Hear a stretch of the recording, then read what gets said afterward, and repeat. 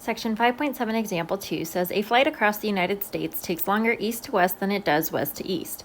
Assume that the winds are constant in the eastward direction. When the plane flies westward, the headwind decreases the airplane's speed. When the plane flies eastward, the tailwind increases its speed. The time for a round trip shown at the right is 7 3/4 hours. If the airplane cruises at 480 miles per hour, what is the speed of the wind? First, let's let x equal the wind speed, which is what we are looking for. Now, if you've ever heard of the formula DIRT, D equals RT, that's distance equals rate times time.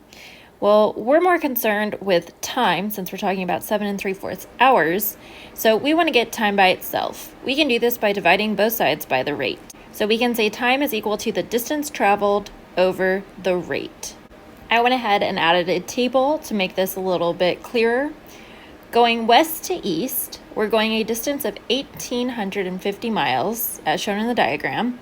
The rate is going to be the speed of the plane, which is 480 plus the tailwind. So from west to east, we're getting a tailwind of x, the wind speed. So if we plug that into our distance over rate equals time formula, the distance is 1,850 over the rate, 480 plus x, that should give us our time. Now going from east to west, we still have the same distance, but now the headwind is going to slow us down. So we have 480 minus x. So 1,850 over 480 minus x. So our total time would be the time from west to east plus the time from east to west. Well, we know our total time was 7 3/4 hours, or 7.75 hours. And we know that the time from west to east was 1,850 over 480 plus x, and the time from east to west was 1,850 over 480 minus x. So now we have a rational equation. Notice our denominators look very similar, but they're not quite the same. We have 480 plus x and 480 minus x. Over here, there's no denominator, but we could say over 1. So since we have 480 plus x and 480 minus x, and they're not the same, we can just multiply them together to get our least common denominator. So again, our least common denominator will just be 480 plus x times 480 minus x. And to get rid of the fractions, we're going to multiply every term by 480 plus x and 480 minus x. Now we've got 480 plus x times 480 minus x on every term. Over here, our 480 plus x on the top and bottom will eliminate. Here we have 480 minus x on the top and bottom that will eliminate. This leaves us with 775 times 480 plus x times 480 minus x equals 1,850 times 480 minus x plus 1,850 times 480 plus x. For this piece right here, we're going to need to use a box. Using our box to multiply 480 plus x times 480 minus x, we get 230,400, 480x, negative 480x, and negative x squared. Notice 480x and negative 480x are like terms, and they cancel each other out to become a 0.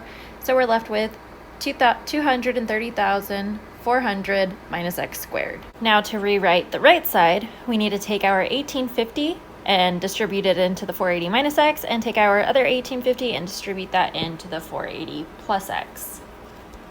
This gives us 888,000 minus 1,850x plus 888,000 plus 1,850x. Notice that we have plus 1,850x and minus 1,850x. Those two are going to cancel out to become 0. And then our 888,000 twice becomes 1,776,000. And now we need to multiply our 775 into our 230,400 and our negative x squared. If we multiply the first two out, we get 1,785,600, and then we'll just get negative 7.75x squared. If we subtract the 1,785,600 on both sides, we're left with negative 7.75x squared equals negative 9,600. Now we can divide both sides by negative 7.75. If we divide both sides by negative 775, we get x squared is about 1,238. Now to get rid of the squared, we can square root both sides. Don't forget your plus or minus. This gives us x is about plus or minus 35, but remember we're talking about speed, so we're going to go ahead and use positive 35. So we would say x is about 35 miles per hour, and that means the speed of the wind is about 35 miles per hour. The work for this problem is on the next few slides.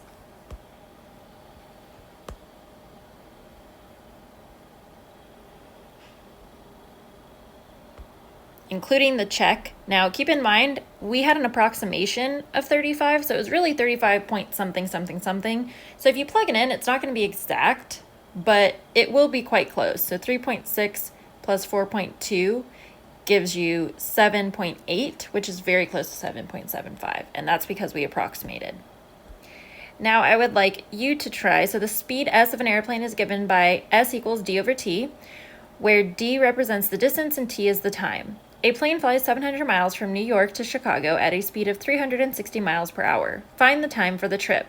So you can go ahead and plug that into the formula they gave you. On the return trip from Chicago to New York, a tailwind helps the plane move faster. The total flying time for the round trip is 3.5 hours. Find the speed of the tailwind.